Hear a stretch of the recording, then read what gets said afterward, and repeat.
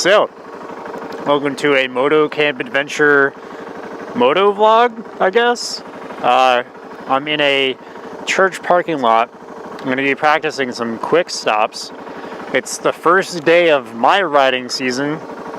It's a bit sketchy so far. It's probably like 43 degrees. So not really any ice, but still got to keep a lookout for it, especially as soon as it gets dark. I won't be out in the dark. Anyway, so first day of riding season means immediately go practice quick stops and low speed stuff, and so that's why I came out to this lot. So,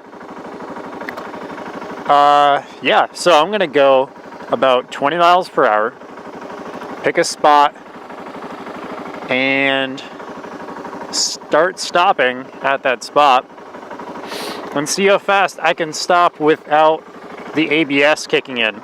Yes, I have ABS on this bike. Why would I be practicing quick stops if I have that? Because ABS is merely a safety net. The ABS pumps on these bikes specifically tend to go sometimes, so you never know when that's going to happen.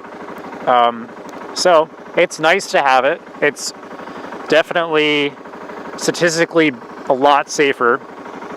That's why you see it on, mandatory for automobiles, I guess. Automobiles is in four-wheel vehicles, cages, if you want to be like that. Alright, so I'm going to pick, let's see,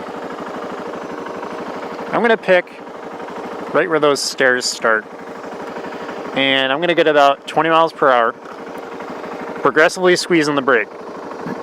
Now, according to the Proficient Motorcycling book I've been reading, which is a good book, go read it, you're supposed to progressively brake with your front brake for about 1 second, and then right to the threshold of where it's going to start skidding, essentially. So you don't want it to skid, because first off, if you skid your front wheel, you could totally wash out and just low side. That's not cool. You don't really want to skid your rear wheel either, because then you could high side if you skid and then suddenly gain traction. So let's try this. I'm going to go about 20 miles per hour, start stopping at the stairs there.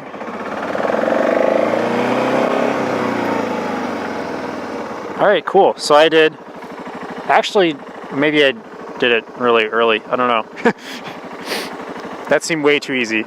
I think probably because I was practicing in another lot with a bunch of sand on it. Really shows you how much sand actually does for traction. Pretty shitty. Alright, let's try that again. So yeah, make sure you're using both your front and rear brake. You should be about 70% front brake, 30% rear. And the reason you do the progressive thing is so that A, you don't skid, and B, you transfer the weight forward onto the front wheel, and that way you get more traction on the front wheel. Just like in a car, you're going to do a lot more braking with the front brakes. Same goes for even just bicycles, mountain bikes. So let's try this again. 20 miles per hour. Start stopping at the stairs. Well, I didn't get up to 20, but still a really quick stop. Alright, maybe I'll try from this end. Pick another spot. Low speed. Alright. So, here's what I'll do. I'll pick the edge of that building as my stopping point. Hopefully I don't go straight into the snow here, or into Jesus. So, yeah. Alright, I'm going to have that sidewalk as an escape plan if I need to, but I should be alright.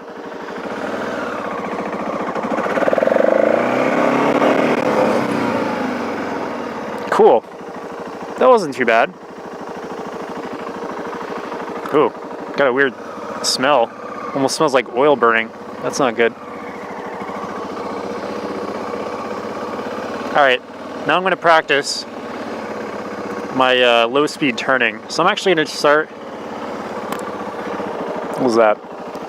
All right, I'm actually going to start from the parking lines here, and I'm going to basically just turn left as hard as I can from a stop.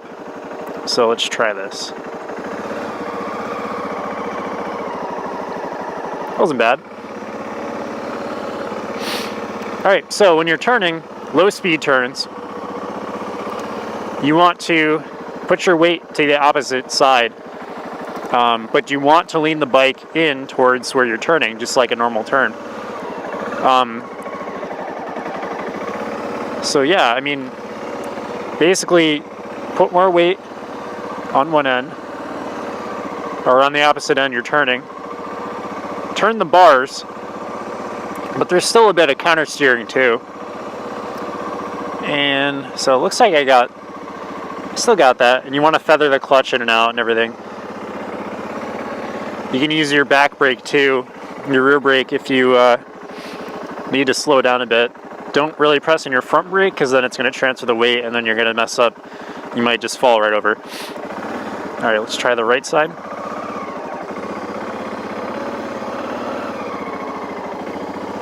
And always be looking like well beyond where you want to turn, because the bike is going to go with that. All right, I'm full lock right now. Yep, cool. Oh, and I got to do that. Yeah, why am I putting my feet out? This isn't a bicycle. I got to do that tight turn from the stop to the right. So I got a mark down there. All right, ready? Could have done better, but whatever. That wasn't too bad. You know, I'm going to put a mark down, actually. I have a tripod I brought with me. I'm probably not going to use it to film, since I'm using my iPhone to record the voice. So I'm going to put that down as a marker, and I'm going to use that as my stop point. It's actually quite close. I didn't expect that to be that close. Whatever. Let's go. All right. So it's a quick stop. However, my rear wheel would have been skidding had I not had ABS. I felt the ABS kick in again, which is a nice thing to know it works. Basically, how it feels is just like in a car when like the pedal kind of kicks back at you. Same idea. Same with the front brake lever too. All right, so let's try this again. Hopefully without the skidding. Oh, by the way, if you do skid your rear wheel, keep it skidding until you come to a complete stop. It sounds counterintuitive. However, if you let it re-grab traction, that's when you high side. And that is going to put you in a world of hurt. I don't care what speed you're going. All right.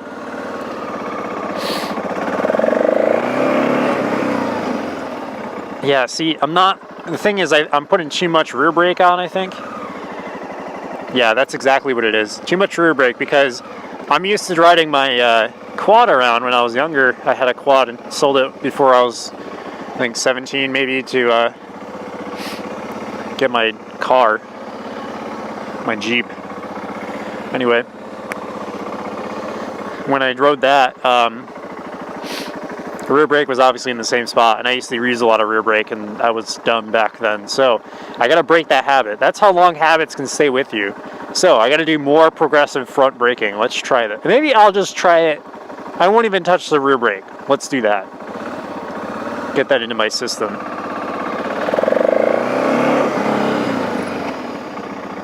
All right, that was a long stop. So I can tell how much I'm actually relying on the rear wheel. Blech.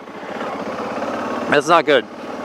That's why I'm practicing this, though, right? I mean, I'm never going to get better if I just ride around in a straight line and think I'm Hell's Angels or some shit.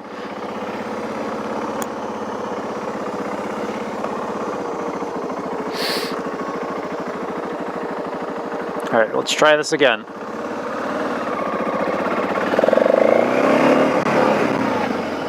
All right. Sketchy, because I got the front wheel to easy ABS now. However, now I know that works for the front wheel, so I guess that's good.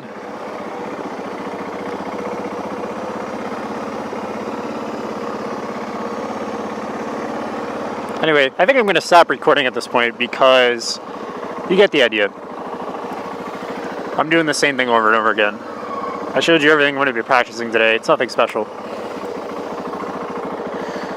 Well, on that note, take care everyone. Be safe.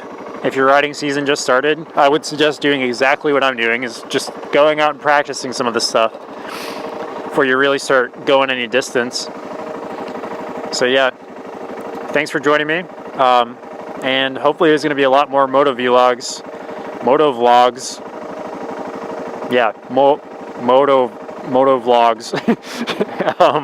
Now that I have this whole setup with the mic. So take care everyone. Be safe.